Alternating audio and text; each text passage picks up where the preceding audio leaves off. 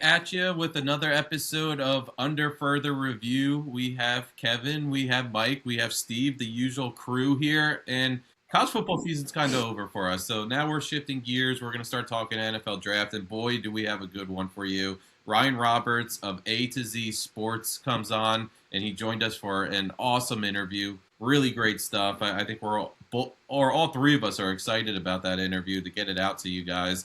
But yeah, we're also going to give our thoughts, our early thoughts on the NFL draft now that the Senior Bowl and the Shrine Bowl is over, and there's a lot of sleepers starting to pop up from this NFL draft. And I don't know if we'll get into that today, but we're going to start talking about some of the guys to look out for. I think today's episode, we're going to be doing player comps. We're going to talk about some of the guys that are already out there, first round picks, and then that will kick off NFL draft season. We're here, boys. But before we get into that, per usual, give us a subscription on YouTube, follow us on Instagram, follow us on TikTok. All the support goes a long way. And we're going to keep getting interviews out there for you, and a lot of great, um, fun segments are going to be coming your way as well. So the podcast is about to get fun leading up to the NFL draft. I know that we all thrive on this stuff. We talk about it 24/7, I feel like, NFL draft, and it's even happening in the fall when the college football season is taking place. And now that we're officially in NFL draft season, it's just going to get 10 times better, 100 times better. But let's start it off. So in our interview, I think we talk a little bit about the quarterbacks. I want a nice, easy discussion about the quarterbacks to kick off the 2026 NFL draft season for Under Further Review. But we know what Fernando Mendoza is, and I think I will eventually ask you guys what a player comp for Fernando Mendoza is. But I want to kind of get your opinions on a question that Mike asked during our interview. Who's the next man off the board, and when is it going to happen? And what do you think of some of these other quarterbacks that are in this draft class? So I would have originally, I think I would have said it's obviously it's Simpson. I think it's Simpson, but a really good point that was brought up in our interview is Chambliss draft eligible? And I never thought about that. Everyone just assumes that he is, but he is suing the NCAA. He, how does that work out? Did he declare for the draft already? Because there was never anything said. So that could be interesting because he's probably the most fascinating quarterback prospect out of the group. But I would say the next man up is Ty Simpson. I have to agree with what's been said about him. I don't think he's a very exciting prospect. I think he could, he'll be a fine quarterback, if he develops right, middle tier, somewhere in that 10 to 15 range at best. But I think that's such a long step to get there. But yeah, I'm gonna say it's as of right now, until we know what the situation with Chambliss, which I'm hoping we'll know soon. Maybe something will come out and be said. But right now, Ty Simpson's QB2, and I think it's pretty heavy that way. Yeah, I agree. Like Ryan said in our interview, just alone on Trinidad's upside, I feel like if he is draft eligible, I feel like he could be the second overall quarterback taken. But since it is still up in the air with the whole NCAA, if he can play next year at Ole Miss or he can't, he might not. He might even have to go into the supplement draft, so we might not even get to see him until the supplements in July. I don't even know the last time somebody was actually taken. Yeah, I want to say there was somebody taken the last 5 years, but it was I don't exactly remember, but worth a Google. So I mean that could be a good conversation in the summer too about. Are we gonna steal? Where would Trinidad go in a supplement draft? Yeah, imagine waiting for that though, like sitting there during the regular draft. And being like, hey, we missed out on a quarterback. We didn't pick one this year. And then all of a sudden, you get Chambliss in the summer. You're going into training camp with him. That'd be incredible. Yeah. There might not even be a supplemental draft. It's been canceled. Yeah, so the last couple of years. So I'm hoping that it's just not the case. Hopefully he declared for the draft, and his worst case was he just pulls his name out. Yeah. I hope he ends up back at Ole Miss. I would like to see another year of him in Division I sports. I know we received a huge sample size where he looked fantastic during the college football playoff, but just think what another year would do for him. And I don't really think age isn't going to factor into Chambliss. I know Tyler Shugg kind of put that to rest Tyler Shough is like 38, and you got redrafts from last year saying he's QB. Yeah, and now he's going to be the starter for the Saints. So like, it's just funny how things work out. And a lot of people gave the Saints a hard time because they picked Tyler Shough during the second round, and that quarterback room just didn't look great entering the season. But he actually finished on a high note. What I think is pretty interesting also is, so last year when we were sitting down going over the draft, not the show particularly, but everybody in general, I would say it was Cam Ward was most likely going one, and not too many people had Shedeur Sanders too far behind him. Some people thought maybe the Giants could take him with the pick that they had and they eventually took Abdul Carter. I know there was a few other teams, but it was like the race for Sanders and Cam Ward. I felt like all like during the winter months and leading up to the NFL draft about, and then we get to the actual NFL draft, and the second quarterback off the board was Jackson Dart. So the Giants trade up to get him in the 20s somewhere. I forget the exact number, but this year, like it happened for a little bit. We got excitement because Dante Moore was thinking about going to the NFL draft, and everybody was like, all right, so he's definitely going to be the number 2 pick. Maybe we'll start having a discussion like who's going to go number 1. Is it going to be Mendoza? Is it going to be Moore? But then Moore kind of, or he does drop out. He makes that announcement on SportsCenter, and instantly it was like, yeah, we're not going to see a quarterback for a while. Occasionally people are pushing a verdict. Maybe somebody gets desperate enough where they're like, all right, let's pick Ty Simpson. But for the most part, if you look at any of these mock drafts, like, I don't know. Like, I have Daniel Jeremiah's in front of me right now. When does Ty Simpson go in that draft? It's pretty deep in the first round, right?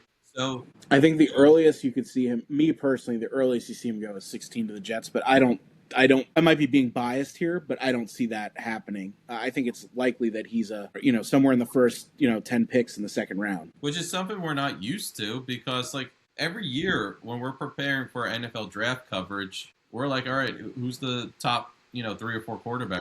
It's built around your quarterbacks, always. Yeah, but this year, it's just like, this could arguably be one of the worst classes we've seen quarterback-wise. And talent-wise, like, I didn't know if we could get worse than last year, but we're also looking at a shortage of talent in general because even Ryan mentions this, like, the offensive lineman, like, he doesn't love the offensive tackles, and that's usually a big part of the first round. The top 15 picks is, like, who's going to be that premier offensive tackle. We, on this show, I think there's a few guys we do like that we could see going in or definitely probably going in the top 20.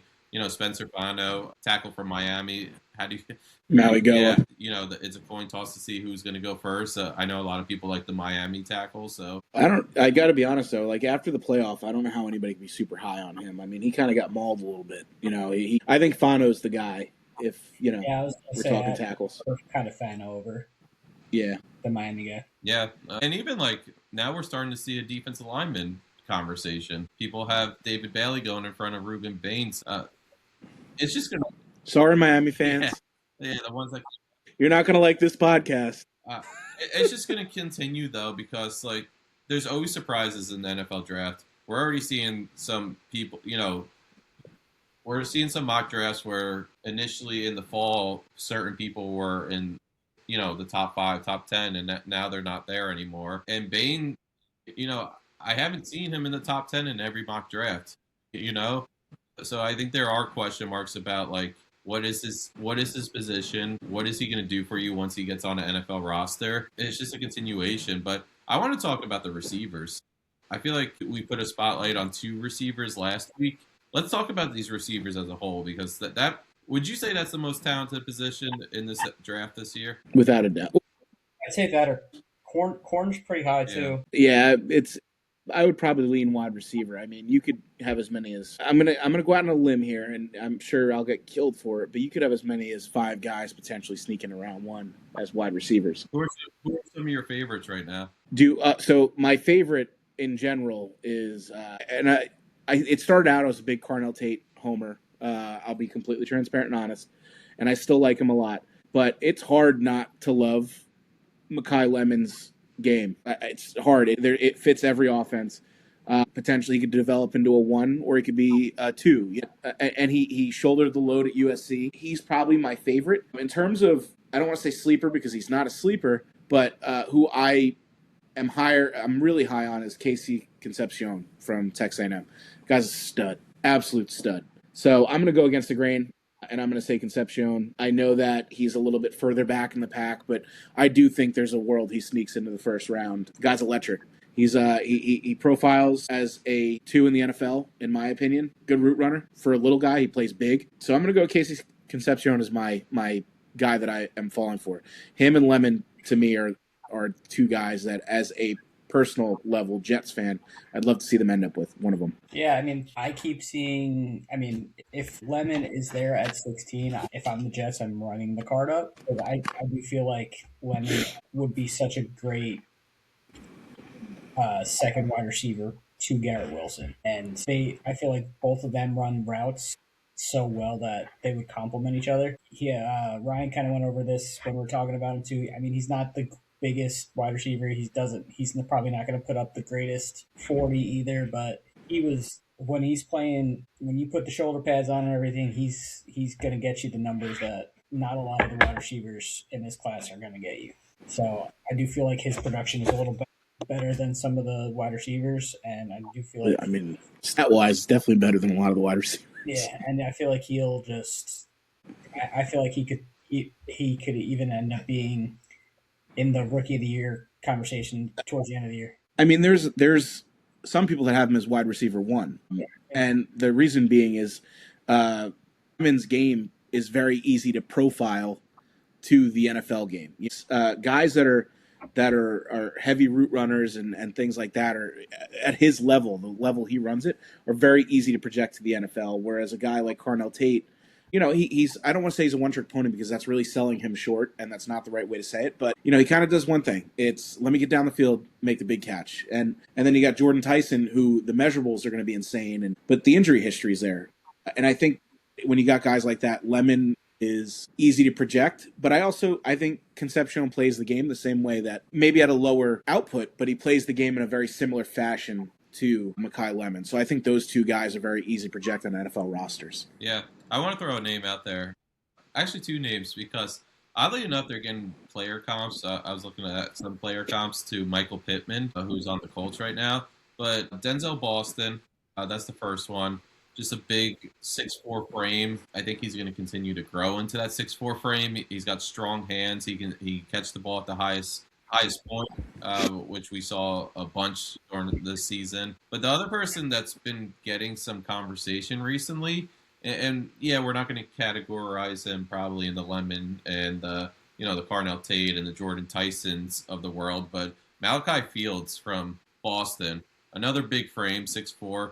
The guy's 240 pounds. You can start getting thoughts of DK Metcalf, who's actually just got a lawsuit today, right? Because of that physical altercation Lions during the season. But, I mean, this is somebody who's not afraid to go across the middle of the field. He looks, kind of Hines Ward-like back in the day, where he looks for physical altercations. But, yeah, he's got a big size. He has a lot of strength. His reach is there. I think he's going to test awesome at the NFL Combine, and there's going to be a lot of teams that are kind of drooling over his potential and what he can turn into. So yeah, in terms of receivers, there's a lot of great options. I think there's going to be some sleeper picks that are going to pop up on the board that are going to, if they don't rise to the first round, they'll definitely be in the second round. So there's no shortage. And I've seen scenarios too where, like, a lot of people are like, oh, the Giants should find Malik Neighbors a second option, so use that 5th pick and pick a wide receiver. But I actually saw a pretty ethical conversation. I forget who said it. And they were like, why pick a receiver at the 5th pick when you're going to have an early pick in the second round? You can just wait for the second round and grab a receiver. There's going to be guys who can be day one starters in the second round at that wide receiver position. So, yeah, if there's anything to be excited about for this 2026 NFL draft, it's the influx of wide receivers and the talent that's at that position. But, Kev, you mentioned it too. The secondary is looking pretty good. I mean, Caleb Love, I am so excited to see what he turns into at the NFL level. A lot of people have him playing like the nickel position because as a safety at Ohio State last year, he could cover, but he can also come into the box and lay the boom if he really wants to. From what the coach's standpoint is, everybody raves about him. His football IQ his play on the field, his leadership. Even I think that's why Ohio State went so heavily after him when he transferred from Alabama 2 years ago, and he was such a difference maker for their national championship run, and he continued to be this year because we're talking about Ohio State. Three guys, possibly four, with Caden McDonald in the first round. You could potentially see three of them go in the top Yes. 10. Downs, Sonny Styles, and It's incredible. It's Yeah. really Marvell Reese. that was a dominant defense. And the unfortunate part is, they lost to Miami. They lost in the Big Ten championship game. So people are going to try to take away from what they really accomplished this season. And then they're going to bring up schedule as well. Only really played Texas in week 1 and then, finally faced Michigan in the game during the final week. But outside of that, it wasn't that demanding of a schedule. But you have to recognize what talent was on this defense. Even that corner from Jersey that's probably going to get drafted. Igbinosun. Yeah, he's going to get drafted as well. And I could see him getting drafted day 2. He was pretty solid this year. So, but I want to talk specifically Love because I've seen him bounce all over the top 10. I don't think anybody can pinpoint like where he's going to go. Some people are like, you got to pick the best guy on the board. So you take Caleb Love, but You mean Downs? Caleb Downs. Caleb Love. I'm combining Jeremiah Love and Downs, but That'd be one hell of an athlete. That would be incredible. Two-way player. That would be better than Travis Hunter. Lord. But yeah, Caleb Downs. What's your thoughts on him? I guess that's the basic question. I mean, I do think he's one of the biggest game changers in the college football game right now. I personally, as a Jets fan, it's scary for taking for any team really taking a safety that high just because we've been there before with Jamal Adams. I mean, when he was on the Jets, he was great, but it's just safety's not one of those positions where you're like, oh, if we have a safety, it's easy. We're gonna win the Super Bowl. So, I mean, if it's one of your complementary pieces, then I feel like it would be good to draft. Safety is just not one of those sexy positions, really, to find in. Yeah, I mean, so safeties traditionally, or I shouldn't say traditionally, in today's NFL have become a luxury. And typically when you're picking in the top 10, traditionally you're not in a position to pick luxury. You're usually devoid of talent and, you've got big areas to address. The one thing I'll say about Caleb Downs is that shouldn't be a slight or a knock on him. There's safeties are, I don't want to say they're average or run of the mill, but you can get a lot of safeties out there, free agency, late in the draft, things like that. He's one of the few that's a true difference maker. There's really not much that he can't do. Ball hawk, line up in the box. I mean, he is a true difference maker. So I think people need to realize that with him. I will say that, again, when you're specifically top 3-4 picks, you really can't take a guy like Downs, at least the teams this year. The Raiders obviously can't. The Jets, truthfully, cannot take Downs at 2. Cardinals, I don't see it. And the Browns, I don't see it. But that shouldn't be a slight on Downs because at the end of the day, if this was a game where we were just taking a guy because we think he's the best player, Downs is probably the best player in this draft. Just being completely 100%, honest and realistic. I mean, I know you'll get the argument that people say Reese is the best player in this draft. It's Downs. Downs is the best football player in this draft. But he plays a less than premium position, but that shouldn't be a slight on him because he's one of the few that would actually be a true difference maker at the spot. Yeah, I think he's somebody. I've been thinking back to last year.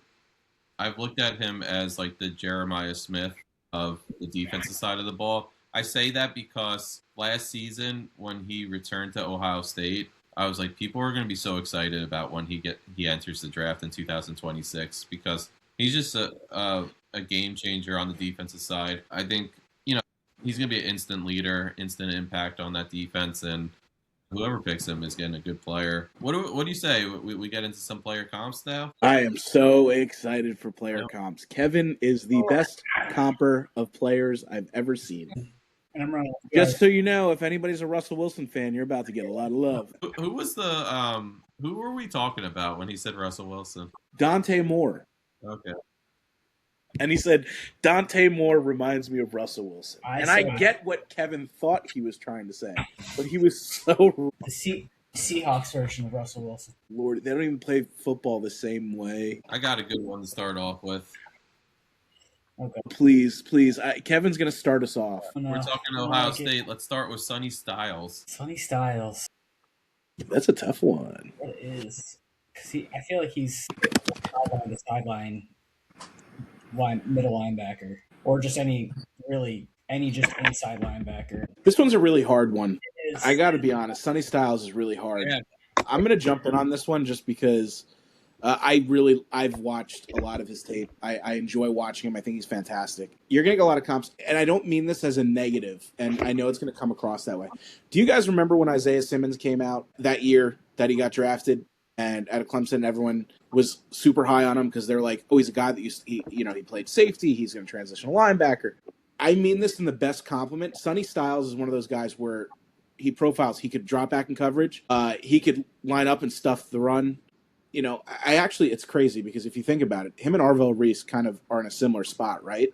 Where, like, you could see them transitioning out of the positions they play. Like, you can. There's a real world where both guys transition out. But from the freak athleticism and the fact that you've got a damn near 250-pound man that could drop back in the secondary and make plays while also lining up, he can line up over the center and stop the run. I'm going to say in the best possible way, and I mean not NFL Isaiah Simmons, the draft prospect Isaiah Simmons. But if you need an NFL comp, the only person I can think of that kind of plays that, like sideline to sideline coverage, stuff to run, I think Devin Lloyd is a good one too. But I really like the Isaiah Simmons out of Clemson. I got one for you.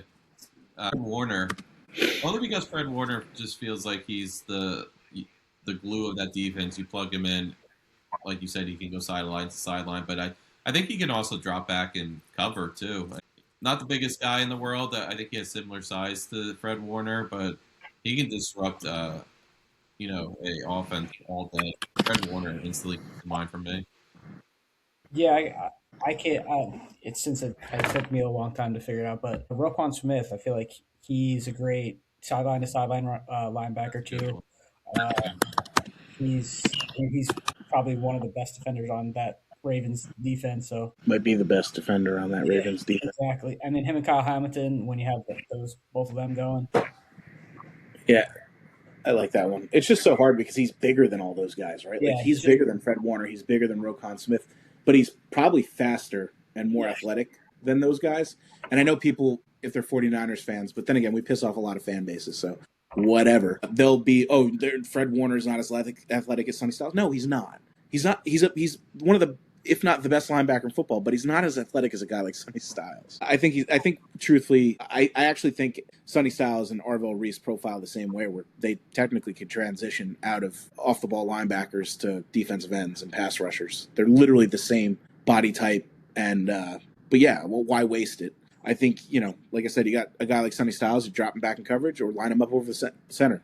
He's gonna get, he's gonna get results. So, but yeah, I think that's a really good one, Steve. Let's stick on Ohio State, but I'm gonna go Caden McDonald. Oof, big boy. That one's really tough. So he's not. I know a lot of people are saying that he profiles and people see potential pass rush ability in him. I don't. I think that he is a true nose. I truly do believe that. I'm going to go with one, and I know people are going to, it's really high. I'm going to go with Vince Wilfork. Okay. I'm going to go Vince Wilfork here because I think that he's a big boy. He's going to stop the run. I don't think he has much pass rushing chops. I think it's wild for people to say a man that's, what is McDonald, 340 pounds, 6'3"? Like, he's not going to blow you away with foot speed. He's not going to be, what was it? 326. All right. So, yeah, he's going to get bigger in the NFL. I just think he probably get bigger in the NFL. I just think Vince Wilfork, he's going to be a run stuffer, a guy that you put in the middle and you can't move. I think he's that strong a player, and I think that is kind of where I say he's just a bowling ball. I'll give you one, Frank, and I think you'll like it. I'm going to say Chris Jenkins. Jenkins. I feel like I know Jenkins is a little bigger on the body type, but I little bigger? He's like 30 pounds bigger. That's it. But you're talking about Vince Wilfork, so don't go off on me. I'm saying bigger. Chris Jenkins was like, what was he? When he that's what it said he was. 360. But anyway, I bet you that man in his playing days. I'm dead serious. Just like Will Fork, I think was heavy. Chris Jenkins was a 400. But anyways, I mean, he was one of the premier run-stopping defenders in the NFL, and you were not getting by him at all. So I do feel like Kate McDonald will kind of transcend towards that premier defensive tackle who will stop the run. We keep it close to home. Maybe a little smaller than this guy, but like a Dexter Lawrence type, where you just plug him in the middle. You don't expect stats or anything. You don't expect sacks. But Dexter Lawrence, outside of this season where he kind of took a step back, but the guy is a Pro Bowl caliber defensive tackle, nose tackle every single year, and he just clogs up the middle there. And I think, he also might have the best sack dance in the NFL, just to be completely clear. That was a TikTok trend for a while, doing the sexy Dexy. I think that, I'm going to say this. Bring back the fat man touchdown. Caden McDonald's going to lead that for us. I want to see big boys catching interceptions and running it back. I want it, and I want to see it from Caden McDonald now. I want an interception, Sean Rogers style, run it back. How about this one? I don't know if this one's going to be tough. Kev, you might be able to do it. And Sadiq. Let's do Sadiq. Russell Wilson. I think he's Russell Wilson. Just going off like body type, I mean, you kind of want to compare him to like Kyle Pitts. Dude, I'm going to be honest. That man, I've never seen a player built like Kenyon Sadiq. Yeah, that dude's got muscles on his muscles. He's a very, very muscular man. But yeah, I mean, his body type, I would say, is kind of like a Kenny or Kyle Pitts. Kind of let's go with like maybe another one. I don't even know because I mean I feel like it's. I'm going to tap in here and bring it back to Steve a little bit. Evan Ingram, with the receiving chops, the speed, his ability to run, his big playability. I'm trying to think who else. They all profile the same, right? Like Kyle Pitts, Evan Ingram. I'm trying to think. Noah Fant was kind of like that a little bit when he came out. When he came out. Dustin Keller. Nobody talks about the GOAT like that. Stop it. But yeah, no, just Dustin Keller. Dustin Keller, to be fair, is actually probably a really fair comp because what is Sadiq? He's probably about the same size as Keller was. And I know that there's probably a majority of our base here have no idea who Dustin Keller is. But, Kenyon Sadiq's not coming in to block. Kenyon Sadiq's coming in to catch touchdown passes and run downfield. And that's kind of what Dustin Keller was. So, yeah, I think that's actually really good, that one. I like that. I kind of have David Njoku vibes. Another good one. I feel like Njoku was a similar player coming out of college, but it just hasn't really translated. I know he's had his health issues while in the NFL, but it just hasn't really translated with the Browns. And now they have their tight end of the future, who they picked last year, and he's leapfrogged Njoku. Like when Njoku's healthy, I think Sadiq has a lot of similarities to him. Yeah, so kind of going off what Frick's, asking Dustin Keller comp is 6'2", 248, and Sadiq is 6'3", 245. So it's right there. Yeah. And Dustin Keller, to be fair, was before his time. I know the biggest knock on him was that he couldn't block, but in today's NFL, if he could stay healthy, he would have been a stud. Oh, absolutely. I don't want to do an easy one at quarterback. Don't do it. Russell Wilson's the comp, no matter what you present me with. Russell Wilson's the comp. I'm not going to do Mendoza. I'll do Ty Simpson. I'll give you guys Simpson. Come on, Kev. Russell Wilson the comp here or no? Wilson, yep. Russell Wilson on the Denver Broncos. No, that's disrespectful. That's rude. Bronco country. That's right. All right. I'm gonna go here with this one. So it's hard to comp Ty Simpson. I personally think just because you have such a small sample size, right? I want to say Kirk Cousins because I think Kirk Cousins is the definition of a game manager, and I don't mean that as a slight, but I think that's how Ty Simpson profiles. I don't know if he's going to be the guy that goes out there and puts up, massive stats and elevates your team to the next level. But I think he's going to be, if everything pans out, he gets the right development. I think he could be a Kirk Cousins type. Go out there, consistently get you 25 to 30 touchdowns a year. He's going to manage the game. Asteria. I know a lot of people would say Sam Darnold is another fair comp because that's kind of what Darnold is as a game manager, but he manages it well. I think that's where Simpson profiles. So I would go with a Kirk Cousins, a Sam Darnold type player where it's not going to be gaudy. It's not going to be prolific, but it's going to be consistent. I got one of, he's a current backup right now, but talked about possibly being a starter, is Mac Jones. Very, very good game manager when he's in there. It was low-hanging fruit. He's not going to be because right now I feel like Sam Darnold, you can put him in the top 10 of quarterbacks. Yeah, but I mean, with Sam Darnold, just to go back to that, but would you consider him the guy that's going to elevate your team? I think that Sam Darnold does a really good job of just managing the offense. He does make mistakes, but he's consistent. I don't feel like Ty Simpson's going to go out there and I'm trying to think of somebody here, but take a receiver that hasn't been prolific and make them amazing. He's not going to elevate them, but you give him a solid 1 and a solid 2. He'll distribute the ball where it needs to go, and he'll get you downfield with the help of others. I don't think he's going to help others elevate their game though, and I think that's kind of where Sam Darnold and Kirk Cousins. But I think what you said, Mac Jones is tough though if you think about it. Yeah, I bet, but still, Mac Jones, when he came in for Purdy, he did his job of managing the game, and he got the ball where he needed to in those games. I think he actually got more out of that offense than we give him credit for. Like I'm saying, I think Mac Jones has some. I don't know if he could do it for a long period of time, but I think Mac Jones has some ability to elevate the team. But I guess Mac, Ty Simpson. I like that comp though. I do. I think the profile is the same. I really like Mac Jones though. I got to be honest. Bama quarterbacks. So Mac Jones, I like the way he talks when he plays the game, and he can be down, throw 6 interceptions. That man's out there running his mouth. I like that. I know this is like the highest of high like ceilings for him, but here we go. I'm ready for this. It's not going to be Russell Wilson. Don't worry. But come on. I don't know why I'm going back to like Bo Nix. Just that's a really good one too. I actually really like that one. That's a good one. But yeah, they felt like similar college style quarterbacks. If you put him in the right system, once he gets to the NFL, that's why like Kev, when you say like Ty Simpson to the Rams, it just makes too much sense. Like give him McVay's system, let him develop under Stafford for a few years, and then who knows? I think he can turn into a quality quarterback. But we don't know what these teams are thinking. The mocks don't have Ty Simpson even in the first round at the moment, but I think that's a dream scenario right there. He can really develop under McVay, and I think that's why Bo Nix did so well, because he was put in the proper system, and he did start early, but he had somebody who developed Drew Brees, so of course he can develop a lot of guys.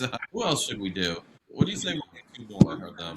Give me a position. Like just randomly, let's go with. Let's do it. Let's go with an offensive lineman. Let's go with the tackle. You want to do Spencer Fano? Yeah, I mean, let's switch it up. I know that in this podcast, for those that are listening, you're going to hear an interview in which if you're a fan of offensive linemen, you're probably not going to be happy. But yeah, all right. So Spencer Fano, I actually think he's the best lineman in this draft class. Who could you compare him to?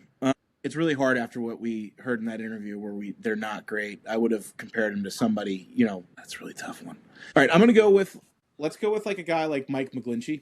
I think that he's one of those guys where I'm going to do this because of the way our interview went today, where Mike McGlinchey came out and he was supposed to be the next coming at tackle. I think he went like 10th overall, and he just never he was good. He was a good tackle. He's a fine tackle, but he just didn't he left a lot out there. I think Fano profile is very similar to him in terms of size, in terms of gameplay. I really hope that I'm wrong about that, because I really like him as a player. But, after listening to somebody that knows a lot more than I do about offensive linemen, I would have heaped a lot more praise on him than what I'm giving him now. I think if he develops, he could, he's the best tackle in this class, in my opinion. He's probably still going to go top 10.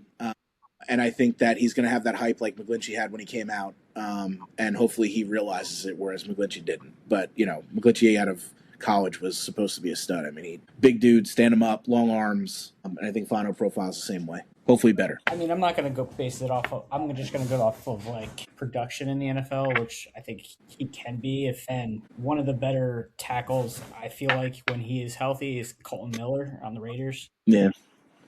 I feel like he's just a very strong individual, and I know this year I feel like he was hurt the whole year, but I do feel like I think it's a disease. It's called being a Raider. Yeah. He don't want on that offensive line right there. Yeah. I feel like he could be have that production for his. I got 2 names for you. Penny Sewell from the Lions and Tristan.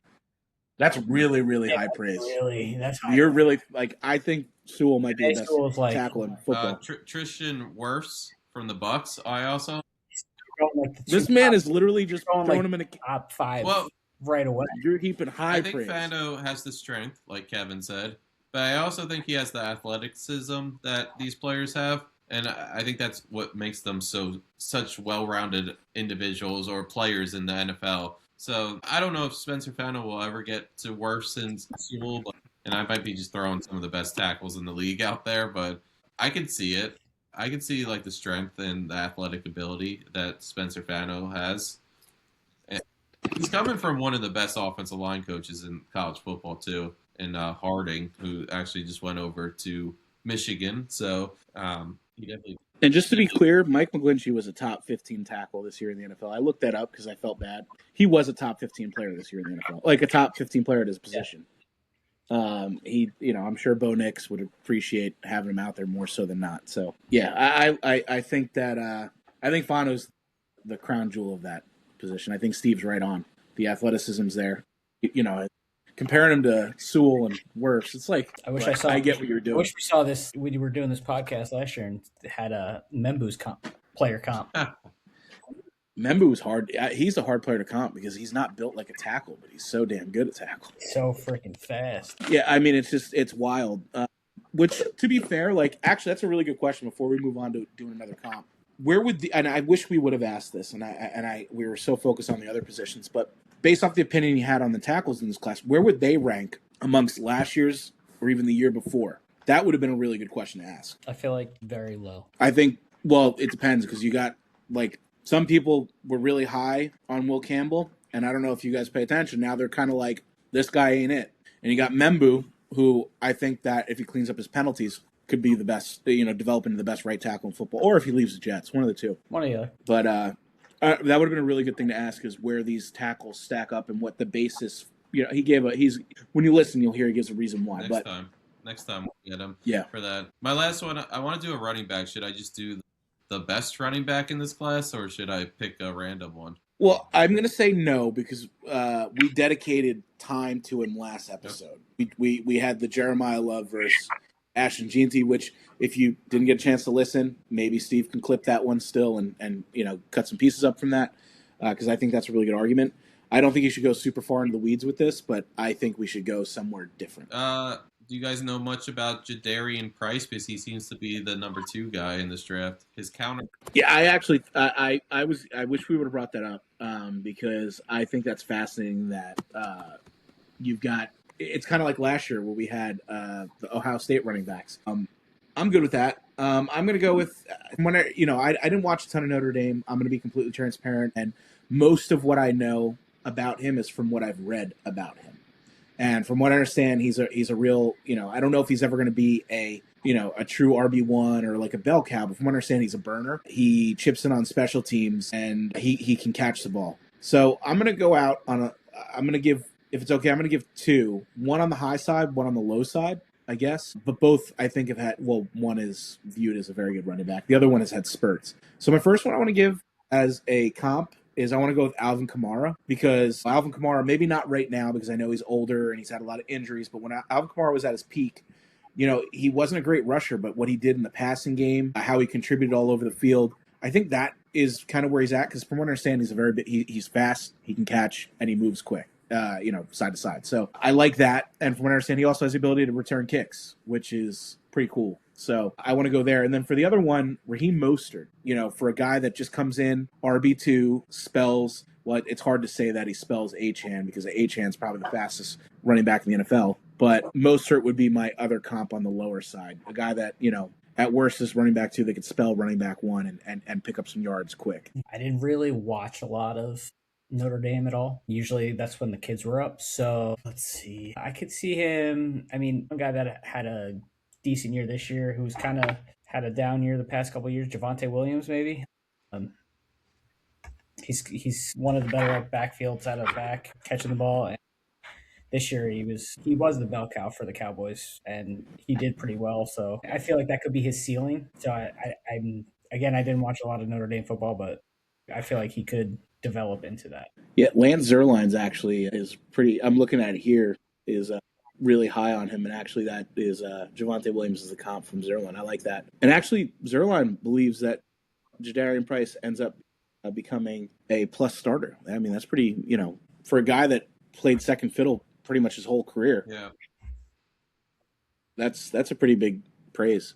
I actually wonder if he would have went back, what would have happened? Like, 1 year of starting experience, but the problem is, that he's a redshirt senior. He's got all the mileage on it, or perceived mileage on his legs, but yeah, I think he ends up becoming a plus player in the NFL. I don't know if he becomes a plus starter, but he's going to be one of those guys where he's going to come in, he's going to rip up yards real quick. A few guys that come to mind. There's an extreme one you guys are going to laugh about, but then there's two others that I feel like or maybe three others.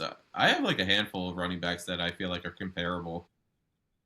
Throw them out there. Extreme is Jahmyr Gibbs, just because Gibbs has always shared the backfield. He can catch the ball. He can also do a lot of things that Price does, where he can wear down defenses. Also, he's proved it, especially when Montgomery went down with injury 2 years ago. But my other running backs, I have Rico Dowdle from the Panthers. I have like a Blake Corum from the Rams. Obviously, we talk about sharing the backfield. My third is a solidified starter. I don't know if you guys are going to agree with me because you watch him every single week, but what about like a Breece Hall? Yeah, I mean, it's a similar profile, I think. I think that's fair. I think actually all the ones you said are pretty good because they all kind of profile the same. Like Gibbs and Breece Hall kind of play the same style of football. I'm not saying that Breece Hall is Gibbs by any means, but I think that's where he fits, where I don't think he's a guy you're going to throw between the tackles and expect him to go out for 1,400 yards. But, 2,000 total yards together, and if he's a starter because he's got 1,000 receiving and whatever, yeah, I think your comps are actually, I think they're pretty spot on. I like those. All of them for that specific player. For Price, I think they were all good comps. I guess Yeah, I think we all had an idea. We were all profiling him as less of a rushing threat, more of a receiving threat, which I think is in today's NFL. I think that's probably where you're at. I mean, unless you're Derrick Henry, and even then, I don't. This year, he started out kind of. But yeah, I think he's a receiving back that can pick up yards quick, and I it seems like he might be able to chip in on special teams, which is huge. Running back by committee, it's becoming so big, and even in college, when you have a running back like Love, always a counterpart, and Price and Love shared the backfield last year. They were both explosive threats. They both brought their own style of play, but it's happening in the NFL too. Like I think for probably the past 10 years now, we've seen it where NFL organizations have really put an emphasis on finding, counterparts, having a running back by committee, not really having that premier guy, even though some can get away with it. The Eagles last year with Saquon Barkley, Bijan Robinson, like the Falcons are very aware that you got to keep him on the fields for all three downs. There's definitely guys, but even like Lions who have Jahmyr Gibbs, where, I think he could rush for close to 2,000 yards if he really wanted to every season, but because they have somebody else in the backfield like Montgomery, they split the carries, and it works for them. I know the Lions didn't make the playoffs this year, but that was a pretty dominant backfield 2 years ago when the Lions were probably the favorites going into the playoff, and then they got beat by the Commanders. But yeah, that wraps it up for player comps. I think we're going to have a lot of segments in the future. We're going to have a lot of NFL draft talk. It's going to be a weekly basis thing. And like Mike said, we'll cut this up and get that out there in shorter form so that you guys can see our debates, and not really debates, but our conversations and our beliefs on these players. But when we get into player picks for the draft, we will have debates. Oh, yeah. Yeah, it's coming. It's definitely coming, and I'm strapping up. I'm getting prepared for this. I think I need to be a little more awake. We started late tonight, but we'll definitely plan out fun stuff for you guys. But we're gonna close out the show a little different. We're gonna shift it over to the Ryan Roberts interview. We'll just let that ring out for the rest of the episode. Usual, thank you for joining us. Hope you enjoyed this interview. Hope you liked our discussion during this episode, and we will catch you next week. Yeah, so we're going to bring in Ryan Roberts of A to Z Sports, is an NFL draft and college football analyst, does amazing work. And I have to kick it off with your team, Notre Dame. Jeremiah Love. He's coming in with a lot of praise into this draft. I saw a bunch of people have him as the number 2 guy on the board, and I think a lot of guys have him behind Fernando Mendoza, kind of because that feels like the consensus number 1 pick to the Raiders, and they're doing it solely based off that. But I have seen some people put him at number 1 even. But Why do you think that praise is coming on for Love? And we actually had a big discussion last week. I don't know if you agree with this, or it's not so much a agree thing, but like Genty had a lot of hype going into last season, so we kind of compared the two. And Hmm? when, in your opinion, guys, what was the conversation? Was it when all is said and done, who's going to be the No, better player? it was comparing them as prospects. If you were to draft today, who do you think was a better prospect? Yeah, exactly. That's what it was.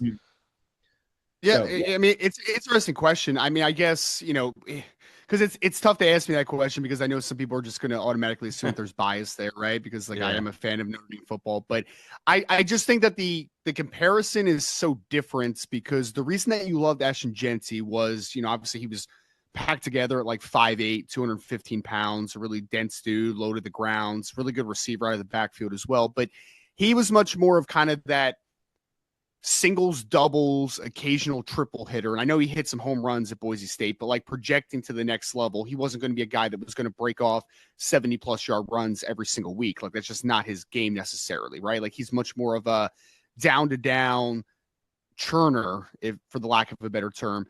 Jeremiah Love's completely different because Love is a legit home run hitter. I mean, he's going to run 4.42, 4.41, probably in the 40 at 215 pounds. So like he can get up and go. I mean, I always joke about him. He ran like 10.5 or 10.6 in the 100 meters coming out of high school. He went to Christian Brothers in St. Louis. And guys, like he didn't run track seriously. Like he was running 10.5, 10.6, just casually staying in shape in the offseason. You know what I mean? Like he's that type of just kind of freaky athlete. So do you want to go for the ceiling of a Jeremiah Love and as an evaluator, or do you go more towards the floor? Because I think the floor for Genty is probably slightly more appealing because he's a little bit more consistent, probably a little bit better in pass pro, a little bit better in short yardage. Like those things matter, obviously. But if you're a person that tends to lean towards the ceiling of a Jeremiah Love, I think to me, he's Alvin Kamara and probably with more home run juice. Like that's what he gives me vibes at. But then there's also the question of, when Alvin Kamara was at his best in the NFL, he had a guy that was the churner next to him in Mark Ingram, right? So like those duties are very different. They're very different styles, obviously. So what depends what you're looking for. I do think that Love is just a better prospect, in my opinion, than Ashton Genty, but I think it's an interesting conversation. I don't think he's quite as good as a Bijan Robinson type level of a prospect, but I do think that he is a cut above a Genty just because I think that I, as an evaluator, do tend towards the ceiling, like just kind of full transparency. So I do really love everything that Love brings to the table. I thought he improved as a pass blocker this past year as well. I think he's a dynamic receiver out of the backfield, and he has ability to be even better in that department. So kind of trending towards the ceiling, I think that Jeremiah Love is a special prospect. And unfortunately, in this class, the premium positions that we always talk about a ton, offensive tackle and quarterback and edge and cornerback, like in today's game anyway, and wide receiver, like those ones are not the most dynamic in this class of 2026, which is kind of weird because like if you ask somebody who are the best few prospects in this class, your short list is going to be comprised of a running back, a linebacker or two, a safety, like these positions that we generally just kind of downplay their importance. But I think that that's kind of where the class is in 2026 right now. So I have a question. I tend to agree that I think, when I'm looking at prospects, I fall in love with the ceiling rather than the floor. But that's what leads me to my next question. And it's the debate we've been having with our listeners and even amongst ourselves, Reese versus Bain. Where do you stand on that? Obviously, it seems like the consensus seems to be Reese's ceiling is astronomically high. Right. There's a lot of questions on Bain, but he seems to be the steady, what you're going to get. So where do you stand on that? So it's a very interesting conversation because I think that I put them in completely different buckets. I know there's some people that think that Reese is an edge on the NFL level long term. I actually don't subscribe to that. I view Reese as a guy that is going to be a early down Mike that can do a lot of fun sub stuff in terms of being an interior blitzer, being a guy that can work off the edge in certain situations. So I just generally speaking kind of view them a little bit differently. But that being said, the reason that I would take Reese 1-to-1 if I'm a defensive needy team that had needs at both spots is because part of what you're saying, and I agree with, is that I do think that the upside is more there with Reese. And if I'm drafting in the top 5, which is where this conversation kind of stays, I I'm always going to trend towards the ceiling, in my opinion. Like, I think that I don't want to draft the guy in the top 5 that I'm like, I love the floor. Like, no, you want to be excited for the long-term future and the upside, and then potentially being a transformative player for your organization. So like, that's where I trend. And also with Bane is better than I thought he was going into the season. Now that was coming off of 2024 where he was banged up and he was compromised and he wasn't as explosive. But I do think that there is a very real tweener conversation that's going to have to happen with Bane and is already happening in the NFL. Like, there are some teams that think that he is a pure 4-3 edge. There are some teams that think he's more of an interior player. There's some teams that think that he's more of a 3-4 alignments edge. Like, so there's a lot of different opinions on Ruben Bane. I think that there is and I don't know how you guys think about this, but there is a very detailed conversation that needs to happen about the word versatility in draft prospects, because versatility is a positive. There's a positive connotation to that. The word tweener is much different. That is a negative. That's where you start getting into does he fit in any one spots well enough to be a guy that does be able to sit on the floor? Now, I think that Bane does have a good floor. I do think that he'll at least be a really kick-ass run defender off the edge and be a guy that can do enough as a pass rusher. But I would be lying to you if I didn't say I didn't have some worry about, is Ruben Bane ever going to be a high impact volume pass rusher on the NFL level? And if he's not, then a top 5 pick is just too high, right? Like a top 10 pick is maybe marginally too high. I like Ruben Bane, but I am still kind of really in kind of that crosshairs of not quite loving him enough as a prospect as much as I want, especially if we're talking in the top 5 conversation. So I think you hit it on the head. I actually share your exact what you just said. Like, I think you're doing a great disservice by pigeonholing Arvell Reese into edge. I think you've got a chess piece that you could play all on the front 7 and blitz from pretty much any defense, blitz all over the field front with him. So I think what you said is correct. Like, I love it because it's why waste what you have? Play him all over, get him in the best situation for himself. And then with Bane, I've been saying this, and actually Kevin and me talk about this all the time. I think that he's a 3-4 end, or you slide him inside in a 4-3 and let him do his damage there, which is not by no means to discredit him. I just think you are what you are, and let's excel at what you are. And I don't believe that he's a high end pass rusher. I have too many questions about, I know he racked up 9 sacks this year, but why did they all come at the end of the season? What happened all those weeks he took off? I have so many questions about that. Well, so so a couple of points, because I think you hit on a couple key things that I would actually love to expand upon a little bit, because I think it's important. So Bane, lack of length, and I know we're all going to talk about the arm length stuff, right? Like, he's reportedly got sub 31-inch arms, which makes him a historical outlier as an edge rusher, especially. It's okay if you have that, if you have overcompensating traits. So if a guy has shorter arms but has incredible closing speed and burst, you can get around it. If a guy has incredible bend, you can get around it as an outside track rusher. I don't think Bane has either one of those things. Like, Bane, for me, is a relentless power rusher. He's got great power in his hands, great center of gravity. Like, those things are cool, but he doesn't have great closing speed. He doesn't. Like, and GPS tracking data can kind of verify that if you don't trust, like, my eye test, right? That I don't think that he has great closing speed.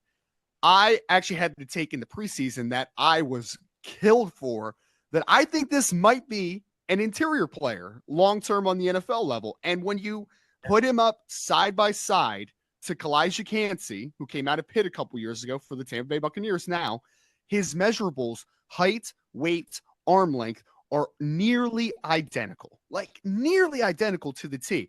I think he is better when he's able to play more inside in closer proximity, and a guy that can also create leverage early on in reps against shorter arms offensive linemen, which he will face more regularly on the interior. I think that is where he's best served. People hear that and say, you hate Ruben Bane. And my counter is, no, I don't hate Ruben Bane. I think that there's a spot that might be better for Ruben Bane, that you'll get more out of Ruben Bane. So I think that is how I do him personally. Reese, I think that the comparison I always come back to, because there's naturally going to be people that are going to compare him to Micah Parsons, obviously, right? Like he played on ball, he played off ball at Penn State, eventually transitions to on ball. Like that's going to be the parallel. The one that is actually a different Penn State linebacker. For those that remember LeVar Arrington for the then Washington Redskins before he started getting banged up all the time, that was the actual prototype to what I'm talking about. People think that LeVar Arrington was just this on-ball stand-up rusher all the time. He wasn't. He played off-ball a ton for Penn State and then in Washington before he started getting banged up all the time. Like that's what I see. A guy first, seconds, your traditional rundowns. I think that he is a true Mike linebacker because I think we've undersold that he has instincts as a run defender and he is vicious going downhill. Like absolutely great power, great pop in his hands, gets off of blocks. And the crazy part is that kid's only been a starter 1 year at Ohio State. Like we gloss over that. It's like, for some reason, I feel like we're talking about Arvell Reese like he's this finished product. And I'm like, guys, he's 21 years old and he was just a 1 year starter at Ohio State. Like he played a decent amount in 2024, but he was a backup. He was a backup to Cody Simon. With another year of maturation, a couple of other years, I think that kid is an all pro potentially at a couple different spots. So I'm buying into Arvell Reese. I've been bought in since the Texas game was like the start of that upward ascension, the first game, but then like he stacked 3 or 4 games. And then all of a sudden in the second half of the year, I have no idea why this was a fact, but Matt Patricia, his blitz rates just went completely different direction. It was like he was a blitz aggressive style linebacker early in the season. And then you made him a read and react player fully down the stretch and he wasn't as productive. That's a coaching malpractice in my opinion. That's not a deterrent on if you like Arvell Reese. So yeah, I'm in on Arvell Reese, man. I think that he is, if used properly, which is a big caveat because we don't know exactly where he's going to land. But if he's used well and properly on the NFL level, I think he's an all-pro down the line. I think he's that good. He's going to the gym, baby. Yeah, possible, man. I mean, I wouldn't hate it with Aaron Glenn. I don't know if Aaron Glenn's We're Jets fans, just so you know. Minus Steve. Yeah, Kevin are two of us are Jets fans. Dude, I have no idea if Aaron Glenn's a good head coach, but I do know that Aaron Glenn is a great defensive mind. So, like, I would love to see him with a guy like Aaron Glenn because that's actually one of the few people that I think would actually be very creative with that type of player. I have a question on this topic. So we're talking a lot about Bain and Arvell Reese, but I was just looking at Daniel Jeremiah, and I was texting in the group chat. I was like, this is when NFL mock draft season starts, is when Jeremiah puts out his mock draft. I don't know. Were you the one who said that also on Twitter, or was that someone else? I saw it on Twitter somewhere that somebody said, and I couldn't agree anymore about that because I think he does a fantastic job. I thought it was interesting, though. He has David Bailey going to the Cleveland Browns at number 6, and he has Bain going number 9 to the Chiefs. 2 reasons that's interesting. They just spent a pick on Mason Graham. They have Myles Garrett on the other side. So I guess you're forming a huge defensive line, but this is a team that has known weaknesses elsewhere. Are you really going to do 2 straight years of defensive line? But my question more is, where does David Bailey factor into these 3 great defensive linemen that we're talking about? Arvell Reese, Bain, and I feel like people don't give Bailey love, but he looked phenomenal in the playoff game against Oregon, and then he really turned it on at the end of the season. He was like low key, like, I don't know. Everybody was talking about Rodriguez all year just because of what he was doing, but Bailey was just a beast all year with the sacks and QB pressures. Yeah. Well, so at Stanford, he was such a funny player because he was just a pure like situational rusher at Stanford for 3 years. It was kind of odd to watch. And then when he transferred, I think it was after like week 2 or week 3 this year. I have a close friend who's a Southwest scout for an NFL team right now, and I was like, "Hey, dude, like, I saw Bailey was had a couple of strong weeks in a row. I'm like, how high do you think Bailey's going to go?" And even then, he was like top 15, like just flat out. Like, and it was like week 2 or week 3. He's like top 15. He's going top 15 because he supposedly is going to test at like a near elite level across the board. I mean, we're talking about like a 39+ inch verts and explosives all over the place and a good broad, like all those types of things. So he's a very interesting player because like when you compare him to Ruben Bain that we just had a conversation about, completely different football player. I mean, David Bailey's a stand-up, pure speed, explosive guy. Not the greatest bend of all time, but like his first step is dynamite and be able to threaten that outside shoulder. And he's got more pop in his pads than you would probably consider. I mean, he was able to put some offensive linemen on skates a little bit and be able to collapse the pocket. So I think that he has a very good chance to be the first one off the board. And even if we're even if we're counting Orville Reese as an edge in this conversation, I think he still has a chance to potentially be the first one off the board. It's really just going to depend on the flavor that you're looking for. Like, do you want a dense physical guy in a Ruben Bain that maybe you have some question marks of him positionally? Do you want a pure speed stand-up rusher? Or do you want an Orville Reese who's more of a, I mean, if you view him as an edge, he's a developmental guy because you just haven't seen him on a full scope of him playing on the edge all the time. So I think Bailey has a chance to be the first edge off the board. Cleveland would be a very interesting spot because, to your point, defensive line is not necessarily the biggest need at all on that team. I mean, you would argue that quarterback obviously is a huge need, but there's not going to be a quarterback at 6 that you're going to want to take with Mendoza off the board. Wide receiver's a big one. You know, obviously you could think about Carnell Tate or Jordan Tyson or even a Mekhi Lemon somewhere in that ballpark. But then after that, it's like offensive tackle. This offensive tackle class stinks. Like, I don't think there's a guy at 6 that you want to take right now in this offensive tackle class. So do you just make a strength to strength? I think that's an interesting conversation, but I do think Bailey has a chance to be he has a chance to go top 5 in this class, I think. I mean, if he was the pick to, I think the Titans have 4, right? And I mean, that's an easy edge spot, obviously. Number 3. Who's number 3 in my mind? Jets are 2. Cardinals. Arizona. Cardinals. Yeah. Cardinals. I mean, I know Cardinals have Josh Sweat, but like they could be another team that just kind of doubles up on edge rusher with, you know, kind of change, especially because they are a team that likes to play a lot of odd front, or at least they did under Gannon. We'll see what the next staff obviously wants to do defensively, but they're a team that has played kind of between a couple different fronts. So I think that he could be easily a top 4 to 5 pick in this class. Going off of how you were saying that the Browns could go wide receiver, talking about those three wide receivers. I mean, we kind of had the conversation last week of how like Tate and Tyson were kind of like they're kind of going off as the consensus 1 and 2. But I know recently Mekhi Lemon's been even kind of sneaking his name in there as well. How do you feel like about all those 3 guys as well as the prospect? Well, I think Mekhi Lemon's the most interesting guy to talk about because his stock and evaluation is going to be all over the place depending on who you talk about, because he is an outlier to a degree. He is going to be right around 5'10", maybe a shade under 5'10". He's probably going to run like 4.5 flat, 4.51, which is not a great time, obviously, for a kid that's right around 5'10", 195 pounds. So there's going to be some people from the height, weight, speed perspective, the upside perspective, that's going to say, am I spending a top 10 pick on that? Like, so, and that's not to say he's not a really good player. I love Mekhi Lemon, but as a evaluator, a person that's going to mortgage a top 10 pick into a player, you do have to have that conversation of like, is that a profile that should go in the top 10? Like, that's a very fascinating one. Jordan Tyson is the complete different because he's going to be 6'1.5". He's going to be 195 to 200 pounds. He's going to test well too. I mean, he's going to run like 4.42, 4.43.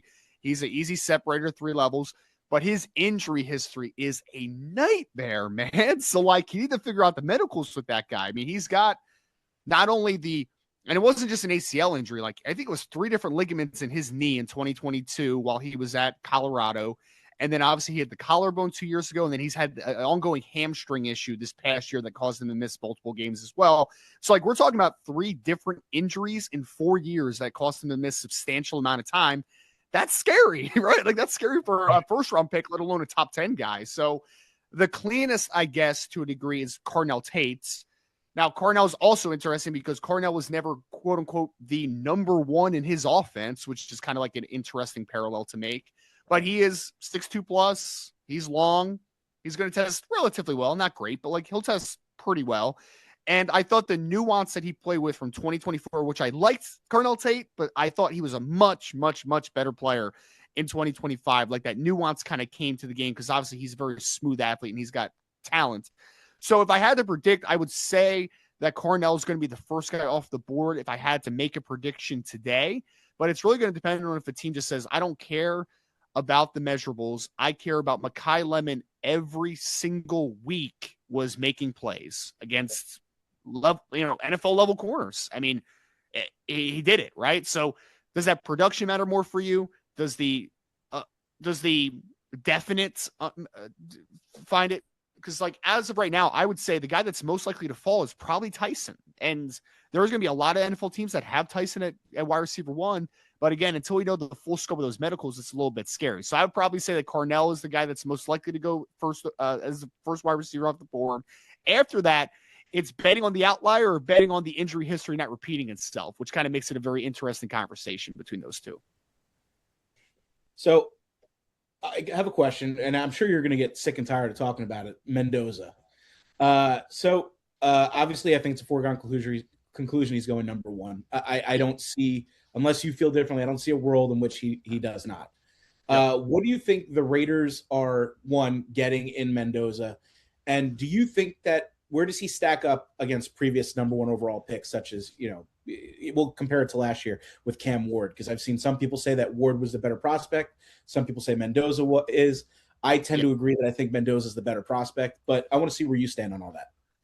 Yeah, so I think if you dropped him into like the Caleb Williams, Drake May, like that class, I think he's quarterback 4 in that class above Penix and Bo Nix. So like I don't think he's quite to the caliber of May, Williams, Jaden Daniels was as a prospect, but I also don't want to undersell him because like he's another we've already had the ceiling versus floor conversation, right? And like he is very much the floor conversation in the battle between him and Cam Ward. I've already admitted to you, and I know my job isn't on the line, so it's easier for me to do this, but I do trend towards the ceiling a lot, right? And I do think that I do think Cam Ward has the higher just overall ceiling if he hits, but I think Mendoza's the sure thing between the two. So I am okay with Las Vegas taking him number 1, and I think they're going to, because you need stability in that room. And with Pete Carroll out, there is obviously no ties left to Geno Smith. You don't have to keep doing that song and dance for another year. You can move on at that point. So I think Mendoza is somewhere as a player in that Jared Goff tier. And I think that's what he is. Like, I think that as long as things are good around him, I think he could be a good player, like a good player. I think he can make things slightly better for you, right? In terms of like in that vacuum. I do struggle with the ceiling though with him, because to me, like, I don't see any trait that he has that I say that's spectacular. And I know people's come back to that would be like, well, did Tom Brady? And I'm just like, well, guys, like that's a very 1-to-1 comparison, isn't that right? Like that's an extreme outlier of the conversation. So I think he's somewhere in the Jared Goff tier. I would slightly take Cam Ward above him, but if I'm the Las Vegas Raiders, I would, and think that they will take Fernando Mendoza, because I think stabilizing that quarterback room is very important for the next step of their franchise.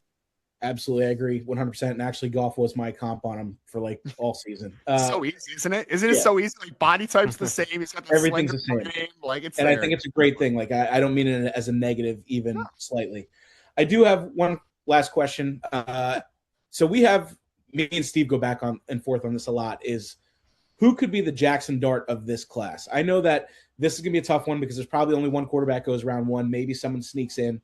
But of the next caliber guys where you got Simpson, Chambliss, Nussmeier, and then there's a huge drop-off, so we'll just ignore that. Who do you think is that guy that could be the riser of this class? Oh, I think it's Chambliss if he is in the class, but like that's an interesting conversation because obviously he's suing the NCAA right now to hopefully get his last year of eligibility at Ole Miss. So we have no idea, and also, and because I don't know this reality right now. We are past the deadline to declare for the NFL draft. So is he a guy that would have to go supplemental if he ends up being a part of the draft class? I'm not 100% sure about that. Like I don't know if he actually ended up putting his name in case he had to come out or not. Like, I actually don't know the answer to that question right now, but he would be my answer because at first, and we all have these preconceived notions about players, right? Like a kid that comes from Ferris State, that's going to be about 6 foot, 6.5 feet, and he's kind of a dual threat kid. You have your preconceived notions that like, this is probably a really good college quarterback, but who knows if he's going to be a legit NFL kid.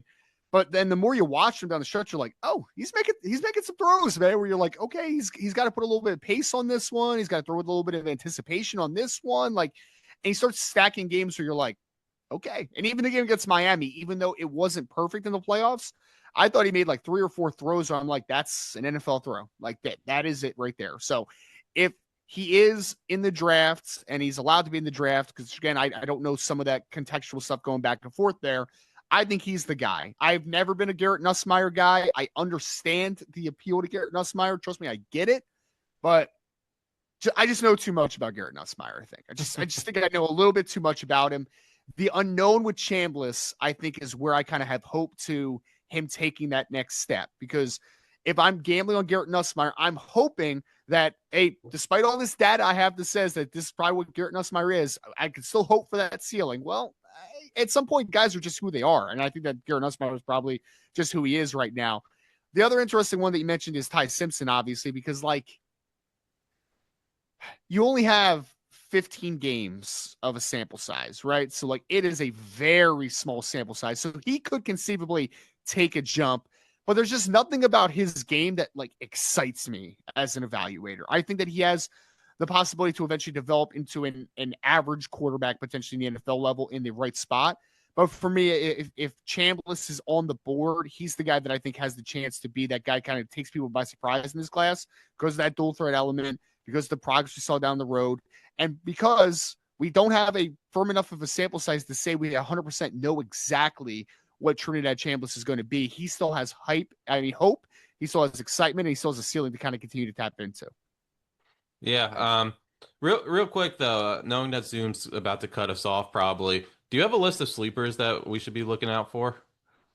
Yeah, I mean, position wise, I think it's easier to ask me that way. I would say, I'm trying to think of like just some guys that I like maybe a little bit more than consensus. So at running back, I think a guy that I'm consistently just kind of continuously intrigued by is Adam Randall out of Clemson, who is like 6'2.5", 230 pounds. Looks like a power back, but he was a big time wide receiver recruit that spent the first few years of his career at Clemson as a wide receiver and just transitioned to running back before this past season. So I think that he's a very intriguing player. I think that defensive end wise, Mason Rager is an interesting dude that started his career off, injured a lot at Louisville, but then put together, I think, a pretty solid year this past year for Wisconsin. He went down to the East West Shrine Bowl in Frisco, and I thought he was kind of the best player on either team the entire course of the season. His whole evaluation is going to depend on the medicals, which could be a disaster. Like it could end up being a disaster, and we'll see, but that could be where value is ultimately happening. So he's an interesting guy. Trying to think of like linebacker wise. I mean, I don't think he's much of a sleeper anymore. I think this consensus kind of caught up to Josiah Trotter from Missouri, who's the other Trotter brother and the better Trotter brother, in my opinion, which is good. So there's a couple guys just on the top of my head, but yeah, I mean, if we want to have this conversation again and just do a full sleepers episode, we can go position by position and talk. Would love that. Yeah, I'm down to. I'm 100% down. And I know this isn't a sleeper, but if we do that again, I would love to get your thoughts on Denzel Boston, because I've seen him in a few first rounds, but he's not getting talked about nearly enough with the three other receivers, and I really think it might be time to start having that discussion. But yeah, we're getting cut off here, but that was really awesome stuff, really, really cool stuff. And this is our kickoff to, well, we've done a few like small segments, but this is kind of our kickoff to NFL draft season for us. But Ryan, thank you so much for joining us today. Yeah. Oh, thank you guys so much for having me. I look forward to the next conversation.